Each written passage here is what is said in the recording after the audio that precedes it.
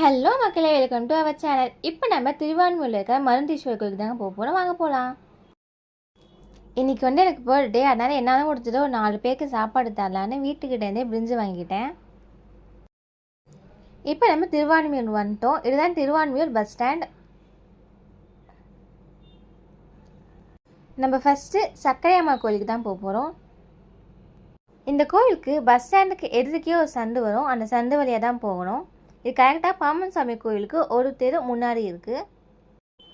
இப்போ நம்ம கோவில் வந்தாச்சு. இந்த கோவில் காலையில் 6 மணிலேருந்து 11 மணி வரைக்குமோ, ஈவினிங் 4 மணிலேருந்து 8:30 மணி வரைக்குமோ திறந்துருக்கும். ரொம்பவும் அமைதியான கோவில். நம்ம இங்கே வந்தோன்னா மனசுக்கும் மைண்டுக்கும் ரொம்ப ரிலாக்ஸாக இருக்கும். நம்ம உள்ளே வண்டி கூட பார்க் பண்ணிக்கலாம். வாங்க அப்படியே உள்ளே போகலாம்.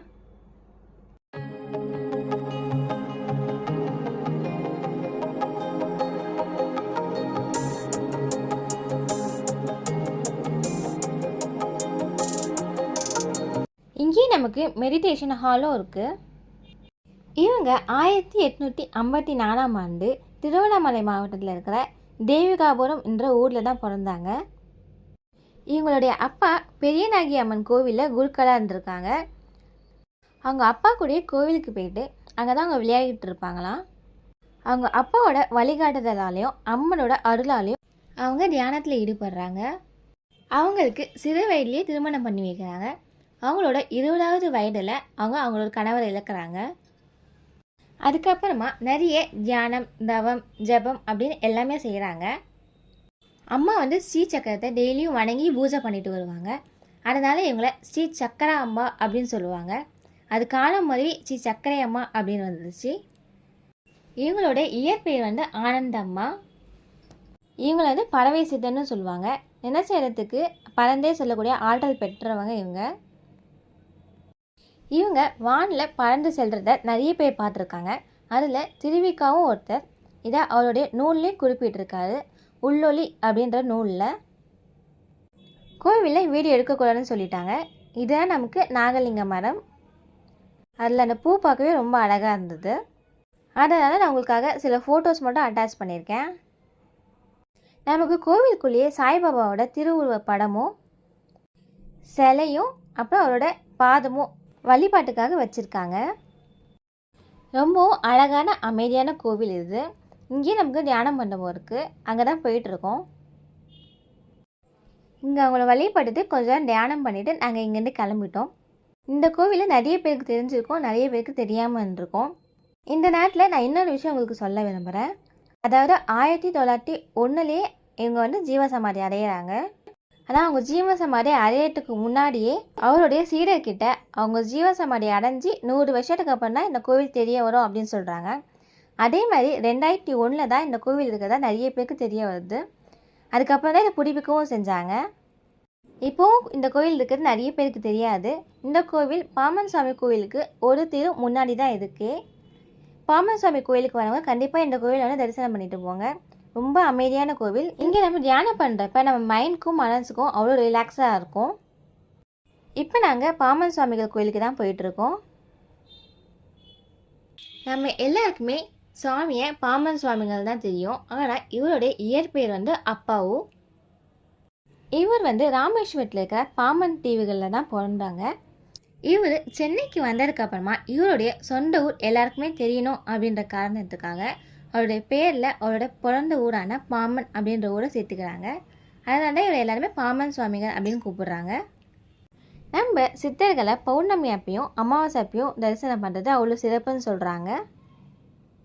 பாம்பன் சுவாமிகளுக்கு அவங்களோட சிறு வயதுலேருந்தே முருகர் மேலே ஒரு ஈர்ப்பு உண்டாயிருக்கு. அவர் அடிக்கடி சொல்கிற விஷயம் வேலும் மயிலும் துணை அப்படின்னு தான் சொல்லுவாங்க. இங்கே நமக்கு கோவில் காலையில் 7:30 மணிலேருந்து 12 மணி வரைக்கும், மாலை 4:30 மணிலேருந்து 9 மணி வரைக்கும் திறந்துருக்கும். அது மட்டும் இல்லாமல் முருகருக்கு 4 கால் பூஜையும் நடக்கும்.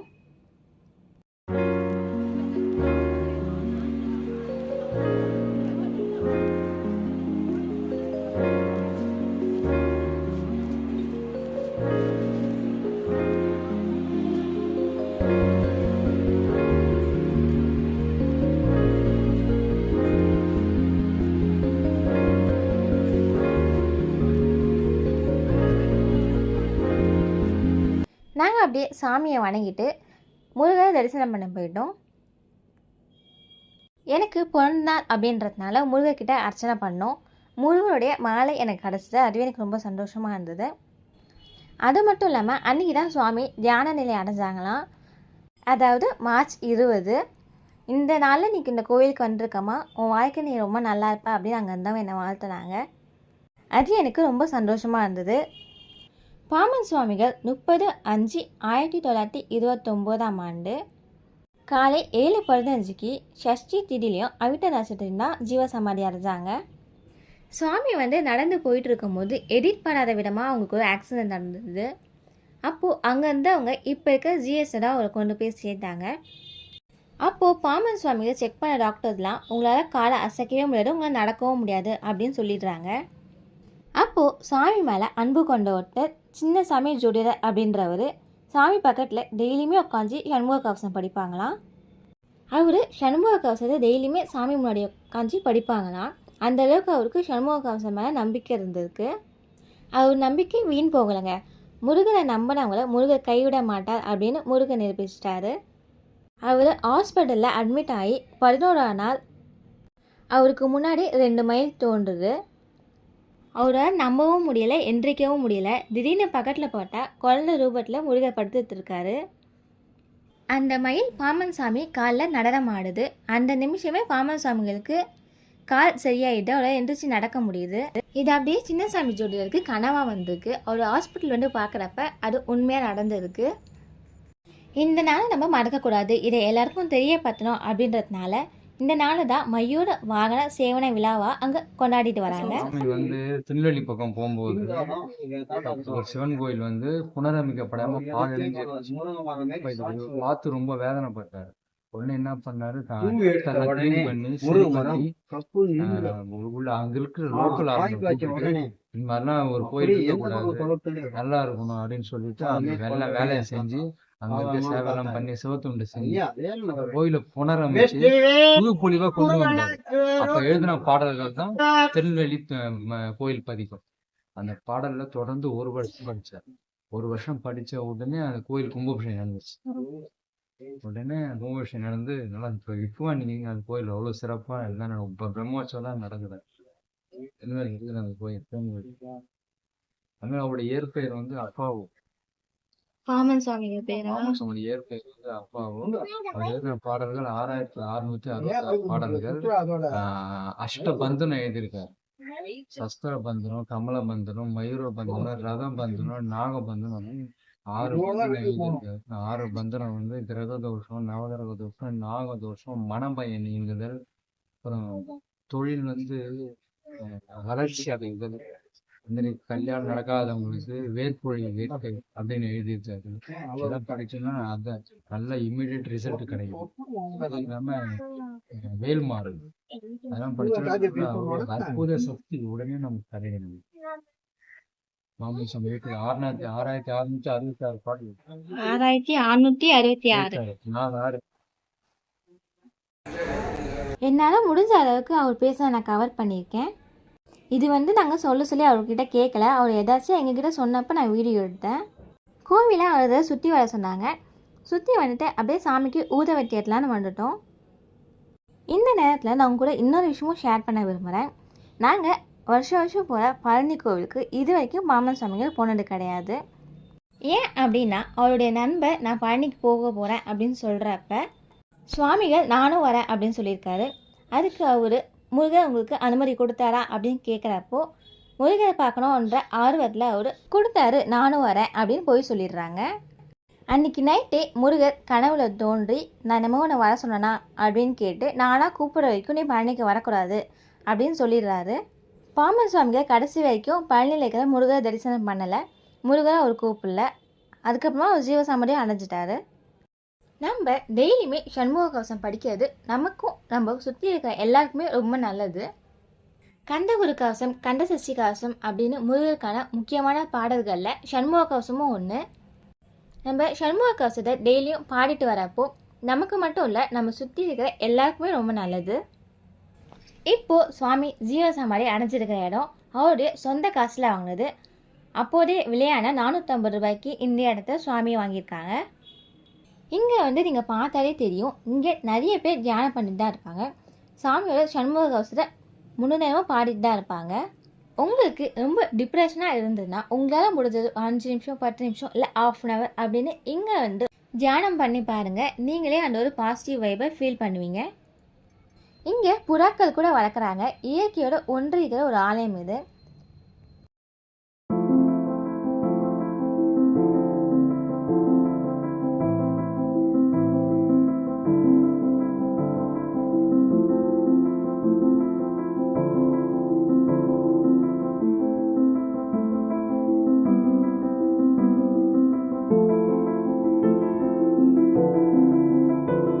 இங்கே கோவில் நமக்கு அன்னதானம் நடந்துக்கிட்டே இருக்கும்.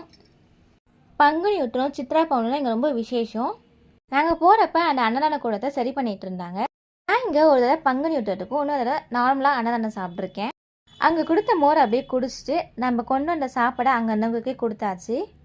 நான் கொடுக்குறத வீடியோ எடுக்க எனக்கு விருப்பம் இல்லை, ஆனால் நான் அதை வீடியோ எடுக்கலை. நம்ம அங்கேருந்து அப்படியே மருந்தீஸ்வரர் கோயிலுக்கு கிளம்பியாச்சு.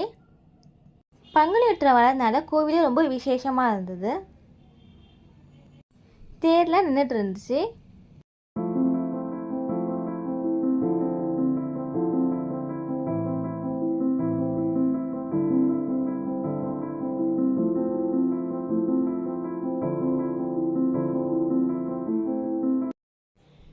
இப்போ நம்ம மருந்தீஸ்வரர் கோவில் வந்தாச்சு. திருவிழா அப்படின்றதுனால கோவில் கொஞ்சம் கூட்டமாக தான் இருந்தது. அன்னதானமும் போட்டுட்டு இருந்தாங்க. இங்கே அப்பா பேர் மருந்தீஸ்வரர், அம்மன் பேர் வந்து திரிபுர சுந்தரி. ராமாயணத்தை இயற்றிய வால்மீகி சிவபெருமானை தரிசிக்கணும்னு முடிவு பண்ணுறாரு. அதுக்கு மார்கண்டேயன் கிட்ட யோசனை கேட்குறப்ப அவர் இந்த உலகையை சுற்றி வாங்க, எந்த இடத்துல நான் இருக்கிறேன்ற குரல் கேட்குதோ அங்கே தான் சிவபெருமான் இருக்காரு அப்படின்னு சொல்கிறாரு. வால்மீகியும் இந்த உலகை சுற்றி வராது. கடைசியாக இங்கே இருக்கிற வன்னி மரத்துக்கு கீழே தவம் புரிகிறாரு. அப்போது சிவபெருமான் தோன்றி அவருக்கு இங்கே காட்சி கொடுக்குறாரு. அப்போது வால்மீகி சிவபெருமான் கிட்ட ஒரு வரம் கேட்குறாரு. இந்த தலத்துக்கு அவர் பேர் தான் இருக்கணும் அப்படின்ட்டு சிவபெருமானும் அதுக்கு உத்தரவு கொடுத்துடுறாரு. அதனால தான் இந்த இடத்துக்கு திருவான்மிகி அப்படின்னு பேர் வருது. அது காலப்போக்கில் மருவி திருவான்மியூர் அப்படின்னு மாறுது. இங்கே கோவிலோட தலை விருட்சமாக வன்னி மரம் தான் இருக்குது. சிவன் கோயிலில் எப்போவுமே நம்ம அம்மனை தரிசனம் பண்ணிட்டு தான் சிவபெருமான் தரிசனம் பண்ணணும். ஆனால் நாங்கள் போகிறப்ப அம்மனுக்கு அபிஷேகம் பண்ணிட்டு இருந்தாங்க. அதனால் நாங்கள் நேராக சிவனை பார்க்க போயிட்டோம். பங்குனி உத்திர திருவிழான்றதுனால நிறைய பேர் பூ மாலை அப்படின்னு சாமிக்கு தொண்டு பண்ணிட்டு இருந்தாங்க. அகத்திய முனிவருக்கு தீராத வயிற்று வலி வந்தப்போ இங்கே சிவபெருமானை தரிசனம் பண்ணியிருக்காரு. சிவபெருமானும் அன்னையோட இங்கே அகத்தியருக்கு காட்சி கொடுத்துருக்காரு. அப்போது அகத்திய முனிவர் உலக மக்களுக்கு நிறைய பிரச்சனை இருக்குது, அதுக்கு ஏதாவது மருந்து சொல்லுங்கள் அப்படின்னு கேட்குறப்ப சிவபெருமானும் அதுக்கான மருத்துவத்தை சொல்லியிருக்காரு. அதனால் அப்படிலேருந்து அகத்திய முனிவரால் மருந்தீஸ்வரர் அப்படின்ற திருநாமத்தோட இங்கே வீட்டிருக்காரு.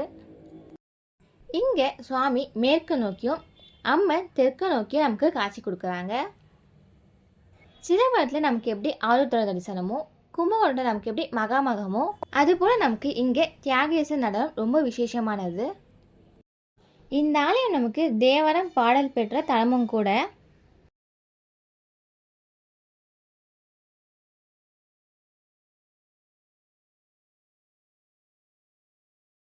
நம்மளும் எங்கள் சாமிக்கு பசும்பால் வாங்கி கொடுத்தா நம்ம உடம்புல இருக்கிற பிரச்சனை சரியாயிடும் அப்படின்னு சொல்கிறாங்க.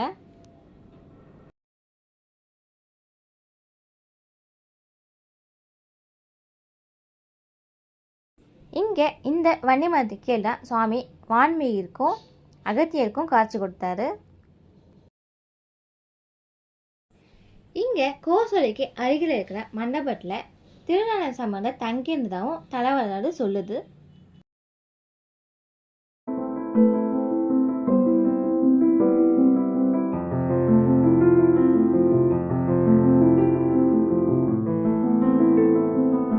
ரொம்ப அழகாக இயற்கையோட ஒன்றி இருக்கிற கோவில்.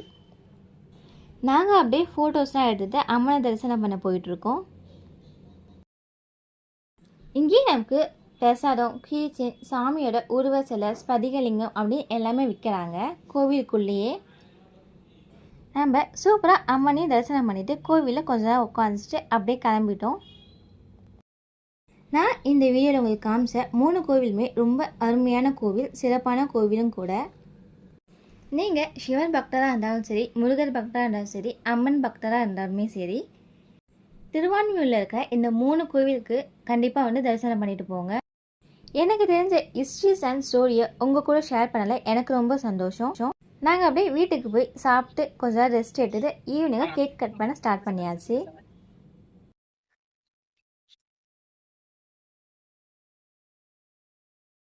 Happy birthday to you. Happy birthday to you. Happy birthday to you.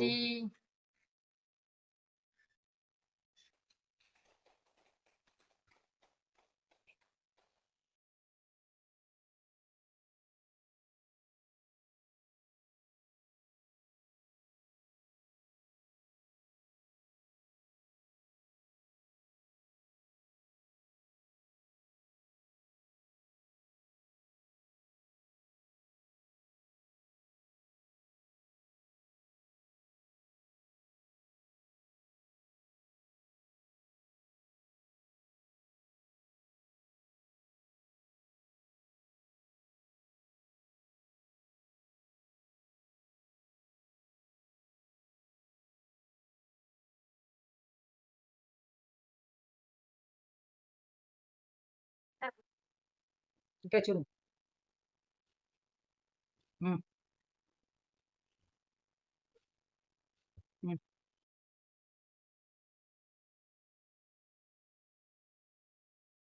என் தம்பி எனக்கு gift கொடுத்துருக்கான், என்ன கிஃப்ட்னு தான் தெரியலை.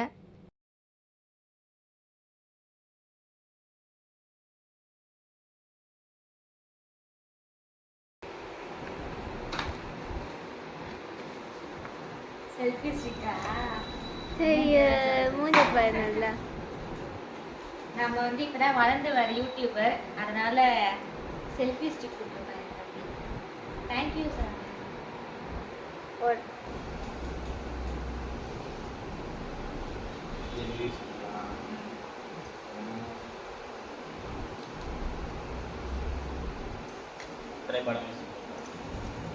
இந்த கிஃப்ட்டை வந்து என் தம்பி தங்கச்சி 2 பேரும் சேர்ந்து தான் கொடுத்தாங்க.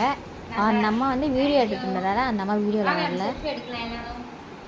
புது செல்ஃபி ஸ்டிக்கில் நாங்கள் அப்படியே ஃபோட்டோஸ் எடுத்துக்கிட்டோம். ஓகே ஃப்ரெண்ட்ஸ், இந்த வீடியோ உங்களுக்கு பிடிச்சிருந்தா லைக் பண்ணுங்கள், ஷேர் பண்ணுங்கள், எங்கள் சேனலை மறக்காமல் சப்ஸ்கிரைப் பண்ணி வச்சுக்கோங்க. தேங்க்யூ, டாடா, பாய்.